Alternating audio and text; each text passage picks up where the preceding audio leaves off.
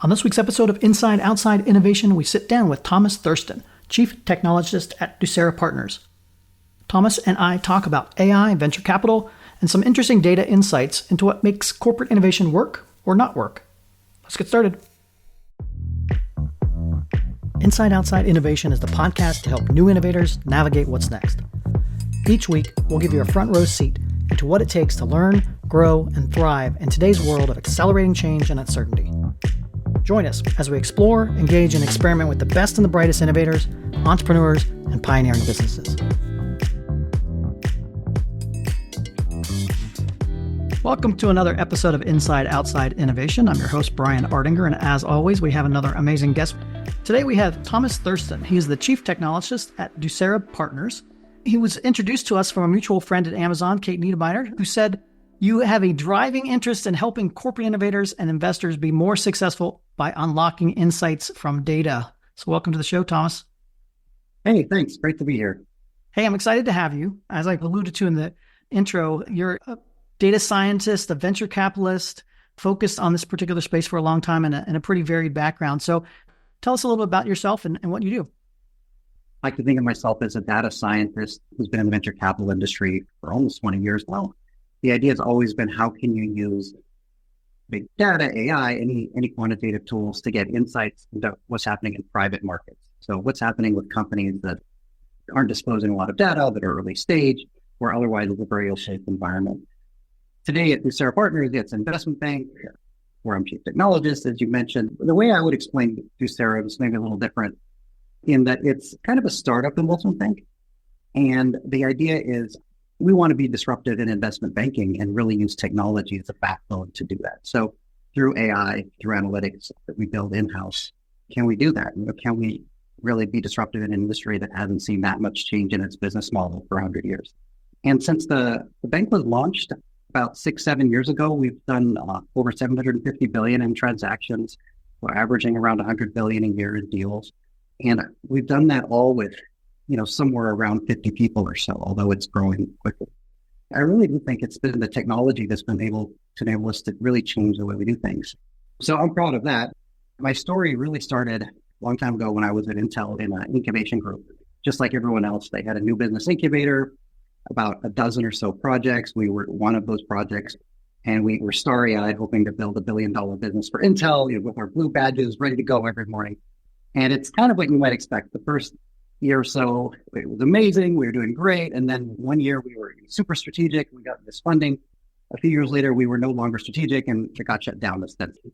Those decisions had nothing to do with us. So one day, someone up in top of the ivory tower thought it was optics were strategic, and next time it wasn't. And I'm pretty sure nobody was thinking about our project when that decision was made to shut it down and everything related to what we were doing. So I think it just was demoralizing. You give your blood, sweat, and tears to a project. At the end of the day, it didn't matter, right? Something completely random blew up your project. And I just remember looking at all these cubicles at Intel and just seeing all these projects just like ours. Everyone's smart. Everyone's doing their best. Everyone's working hard to be innovative. And just wondering, does this ever work? I mean, because, at the beginning, I thought we couldn't possibly fail. We've got this big, like the best of both worlds, a big company, excitement of a startup. A couple of years later, you're so grizzled and battle scarred. You're like, is this even possible? Do any of these projects ever work? And I wanted to know what percentage of the time projects like this succeed or fail at Intel. And of course, I realized that nobody actually knew, because like every big company, things get started and shut down all over the place. And it's nobody's job to run around and track it and kind of make a database out of it. And if you think about the contrast, Intel, you can measure latency in picoseconds, right? They measure absolutely everything. But when it comes to all the money I was finding in venture capital and M&A and new product launches, kind of all this growth, money going to work, there just wasn't much in the way of quantitative metric. It was like every other company. People do their best deal by deal. You win some, you lose some kind of thing. And no one could say what percentage of the time it worked. So I just decided to start studying this myself. Spent over a year collecting data on all the product launches, all the deals I could find, to see where any of the variables decision makers had in the beginning correlated at all with how those deals performed 5, 7, or even 10 years later. Well, that's the first question I want to ask, because I think you're correct that most people don't track it or don't track it well. Why is it so hard to track new innovation, and especially, at the earliest stages? Is it because they're used to tracking different types of metrics, or talk to me about that? Yeah, it's something they're all capable of doing. But also, yeah, I have yet to find a big company that's actually tracking this. Usually, as you know, different groups are launching new innovations or products around the company. It's not centralized. So these projects kind of get funded, they come and go. Usually when they go very quietly, or the team gets reshuffled or something. So there's no big announcement. And again, it's just no one's job to try to add them all up and track them. Everyone's doing it off in silos. And as you probably have experienced, if there's a venture capital group, they're off doing God knows what in their thing, and they're kind of behind some kind of closed door. The M&A group's behind another closed door doing something else.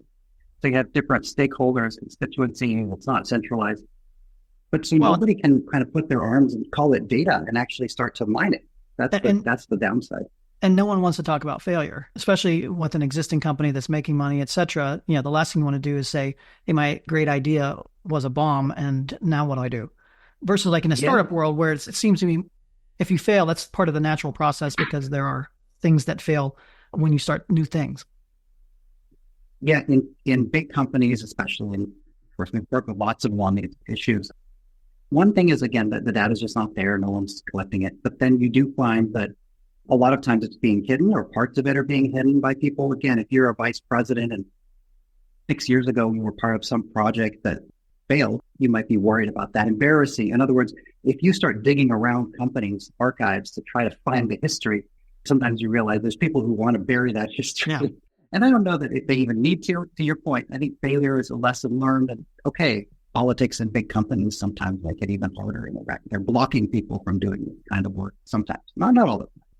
So you started digging into this, looking at different companies and or different projects that failed, or how do people kind of track this? Where's it landed? Where are you at now when it comes to this particular topic? What we did is we actually found a lot, and this would have been around 2007 or so. And because no one had really looked at this as data, and it took a long time to even go through old Word docs and PowerPoint docs. So I was playing anthropologist. I was having to go around the company, buy people coffee, say, hey, I heard Intel did a camera in the 90s. Someone said you were in that project. You want to meet and talk about it? I mean, it was really just manually trying to do this and put it in a shared drive and manually create fields in a database from these old docs, and a lot of it's incomplete. So it was really messy, but it was a passion project at the beginning. But once I had data, there were just a lot of low-hanging fruit. You could just realize a lot of things that were and weren't correlated pretty quickly. And since no one looks at this, every discovery was null. So at first, I got excited, and we even found that a lot of the things we looked at in our investment committees weren't correlated. A lot of the normal things VCs and companies look at, and then there were some other things that were much more correlated with the kinds of outcomes we wanted. And so there was this eureka moment, oh my gosh, because I thought, even if we get 1% better at this at a company of that size, that's more than my salary. So I ended up leading a research project at Harvard with Clay Christensen for a year. Intel and Harvard paid for that work to be done, to really expand it with more data, bring more thought leaders into the project. And it just was so exciting for me that after that, when I left Intel after Harvard, Hamburg was a venture firm where they let me keep building out the team and the technology, and now at Ducera. So today it's a large team. We've got over 25 million just in our compute infrastructure. It's snowballed quite a bit.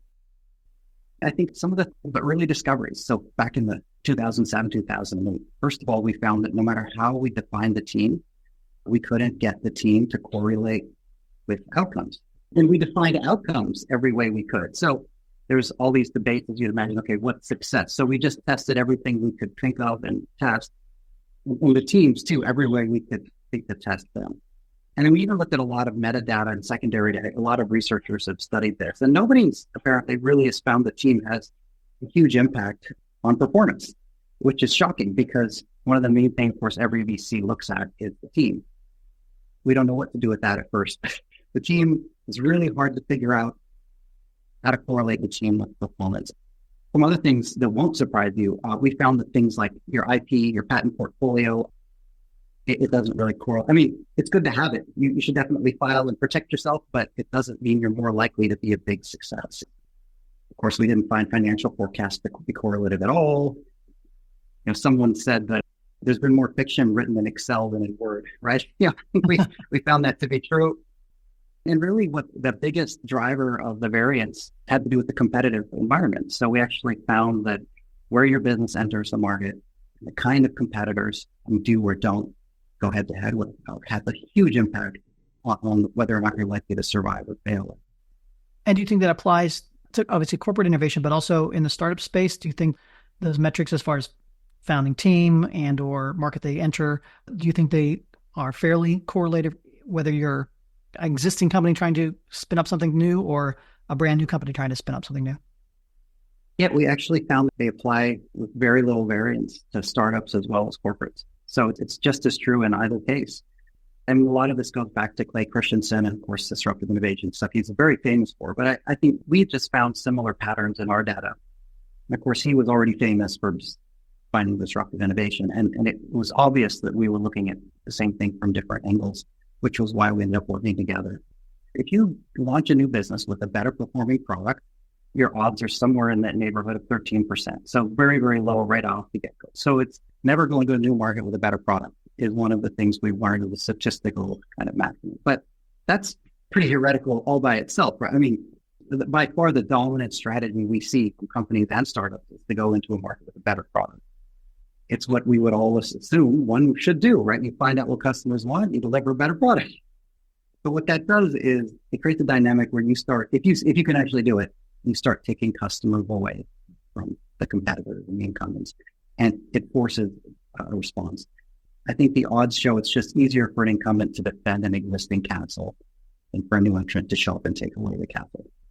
But yeah, if your odds are only 13% with a better product, that's really bad, even just for innovation. Normally about a third of new businesses survive 10 years. And so this is much lower than that. So the goal would be potentially to either define another market and or go after a different area that you're not quote unquote good at this point, but there's more upside, more opportunity in a new space. Yeah, you've got it exactly right. Either find sort of a blue ocean, where there's no incumbent. You can be very specific, but directional, that's it. Or again, come in at the bottom of the market for cheaper and worse.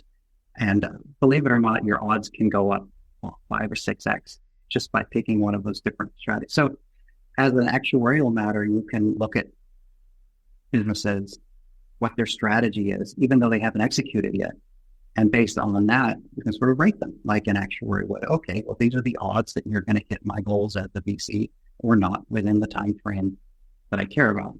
But to do this, we have to use simulations. So we'll take the startup, we'll harvest all this data about their competitors, and we'll run all these iterative simulations to see what percentage of the time the startup gets the kind of outcomes we want. And if it's too low, we won't take the bet. Good enough, we'll keep talking, maybe do a bet. Do a deal. And when you define competitors in that particular space, is it competitors who are maybe not doing the same thing, but they are solving a problem for a customer in a different way? Or how do you define competitors if it's a blue ocean, for example? Yeah, well, if it's truly a blue ocean, there aren't any. That's the holy grail, right? Where you create a brand new market. And the key is you're not taking customers from anybody. And that's really the best litmus test. If you make a sale, does it take away from anybody else's rice bowl? And if the answer is no, you're much more likely to be where the blue ocean, as we would look at things, and we call a market creating strategy. What we found is no matter how much better you are, so if you go in with a better strategy, we found it was insensitive to a lot of things. It doesn't matter how much better you are. So we thought, well, what if you're 100x better? What if you're 1,000x better? We found, nope, actually your odds are still somewhere around 13%. The other thing we looked at was price. So what if you're better and cheaper? Nope. Turns out that the odds were just the same, about 13 to 14%. We looked at spend. What if you're willing to lose a lot of money or you raise a lot of money? We found it was insensitive to spend. So it was a really stubborn statistic, kind of bafflingly so. And I think we really worked to find the causality and figure out what to do. But it's just kind of amazing. I mean, it almost doesn't matter. If you go head to head with an incumbent, you're small, they're big, your odds suck. That's basically it. So to find another strategy as a beachhead, that's all the takeaway is. Doesn't necessarily mean you can't start a company or have some success, but you won't be the outlier success or be able to tackle the incumbent the way you were hoping at as introducing your product, et cetera. Yeah, I mean, you can 13% did survive. So there is a chance.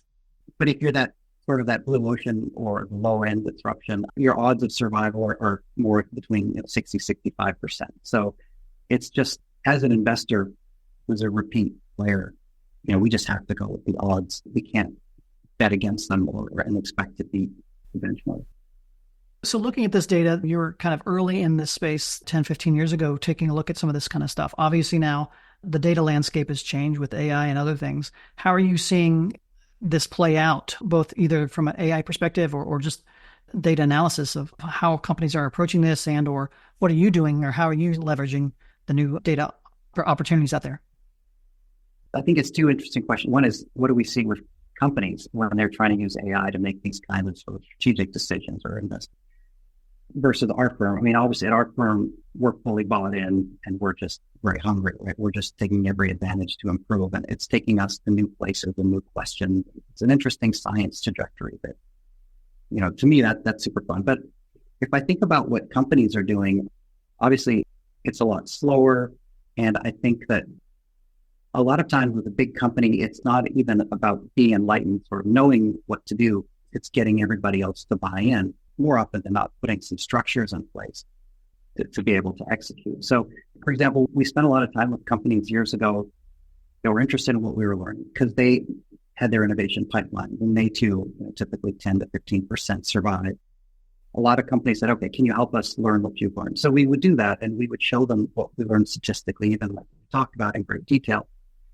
But a couple of years later, they still didn't have better yield. The projects were still dying. And what we found is there's another causality for companies that's a little harder to fix. It's not impossible, but it's just, and this won't surprise you, but I'd love to get your feedback.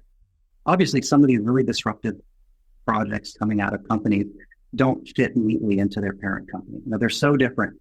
They just don't fit. If you're a bank and you come up with some really interesting thing, it may not fit the bank, right? It's just too different, and you need to give it a lot of autonomy.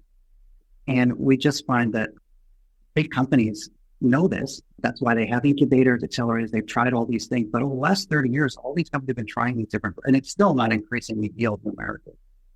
And we figured out why and kind of what do you do instead. But it's just been that they haven't created enough autonomy for these projects. They haven't gone all the way out to creating wholly owned subsidiaries and structures like that. They're all still trying to do it inside the corporate entity, which just creates too much risk and liability.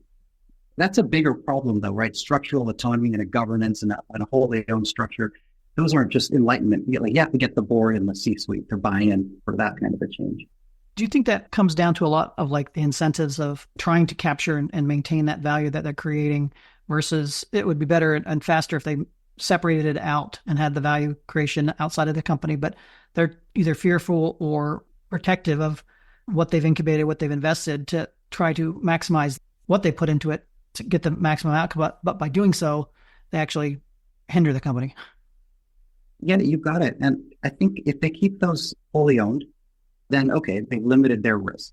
So let's just say you have a new project in your incubator and it's just so different. To create a wholly owned subsidiary that you still own, you give it decent IP rights, you move the team, the project in there, they get their own business cards, but they might even be sitting in the same office as your corporate headquarters, right? Now, as a company, what are you giving up? Well, you can still shut it down anytime you want. You can still fire everybody. You can still kind of do whatever you want with that. So by creating a separate entity and putting the right governance in place, now if this project goes off, first of all, the team will be delighted that now they can get a website, they can get their own CRM, they can do whatever they want. They don't have to answer the corporate overlords and stuff. You freed them up to run their business. But the reason they're allowed to be free is because by creating the right structures, you've now protected the parent company from both legal and reputational risk. And so the reason these incubators typically haven't worked is because they haven't protected the parent company. You can't free the project until you protect the parent. That's the order of things. So if you can create a structure where you have wholly owned subsidiaries and the right governance to protect the parent, because no big company can have 100 projects doing God knows what, running all over the world, creating liability, right? It's untenable. But if those are encapsulated, well, there you go. You can do that. We actually have a model that we built that actually can predict, believe it or not, with over 83% accuracy. If we look at a project, we can predict whether the parent company is likely to shut it down for internal reasons or if they'll keep supporting it. And we just found that There's actually measurable things that can tell you with any company, like what are they likely to kill. So these are the projects like mine that they'll fund. Usually between years 2 and 4, they shut it down. And the whole idea is if you can predict when that's going to happen, you can, first of all, avoid it and maybe find different pathways where you're not going to just take a team and all their hopes and dreams, burn them out for 2 years and then lay them off. Right. And that's the worst possible outcome. Is it a timing issue? So I see a lot of projects die because they don't get there fast enough, or, the quarterly churn of an existing company, especially publicly traded companies, doesn't match up well with long-term value creation. Most startups take 5 to 7 years to kind of get to that inflection point. Is it a timing issue, do you think, for some of this stuff? I mean, yeah, definitely there's timing. Obviously in the marketplace, timing matters quite a bit. But in a corporate setting, this structure, if you put it in the right structure, let's say, okay, now you have fully owned subsidiaries and you're still funding them every year, but every year that they need to come back for money is basically they put their head on the chopping block and say, can I keep going or not? Right. And what you can try to do, and it's obviously harder in some industries, but if you really drive those projects aggressively to profitability, even at the expense of growth. So say, okay, we know you're not going to grow as fast, but it's all about becoming cash flow break even in 2 to 3 years. At that point, once they pay for themselves, you can just let them run in perpetuity. I mean, ideally, you want them as big as possible, as fast as possible. But if they're not coming back for money, you've essentially now got a free option as the company, where if they become successful, great. If they don't, it's not costing you anything. And if you decide you're out someday, you could still potentially sell them or take external capital. You have all these choices now. That probably also then depends on the types of companies that you are building. And, for example, if you're building an internal company and it's competing against an externally highly VC-backed industry, for example, that is just throwing capital at growth, and they're never going to be profitable or going to be profitable in 5 to 7, 10 years, and you're focused on getting to profitability at a much shorter time span, I would imagine competing in those particular markets is much more challenging than others. Is that what you think? You're right. Yeah. No, it's easier said than done. And even another example of where it's tough, especially capital intensive businesses, for example. I mean, so they're the examples where it's really hard to do. And every company, it's going to be very case by case in terms of how far they're willing to go. But I think the moral of the story is until they can pay for themselves, until they don't need you, they're at risk. So can you get them to pay for themselves? So they bought a new lease on however long that S-curve is going to need to be. Any recommendations for how folks can begin to experiment or start using data and AI and that to explore if they're not already doing so? There's the small version of that and then the big. I mean, again, for us, we've been chipping away at this for a very long time. We've made your commitments to AI and all of it. We haven't personally found a ton of vendors that have been helpful. I mean, we don't have any pride in terms of our firm. Like, we're just about the results. So if we can find someone doing it better, it's the best day of my week, because I mean, I'd much rather outsource something than build it, frankly, if it does the job. So there are a ton of great vendors for the kind of insights we need in private markets. But I think one is just always seeing who's out there. We do that too. Is there anything else we can use? Hard is trying to build it from scratch. But I would encourage, I mean, it seems a little silly, but I think every big company, there's no reason why they can't get one person, part of their job, or even an intern, to go around and find out what's been done. Do what I did, do some anthropology, find all these projects. You can put it in Excel. It doesn't have to be AI. Just know, what have we done? What's the success rate or not?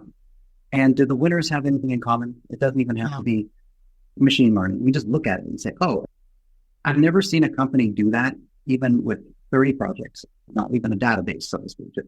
I've never seen a company do that and not actually find 1 or 2 nuggets that profoundly move the needle. It's just sitting there.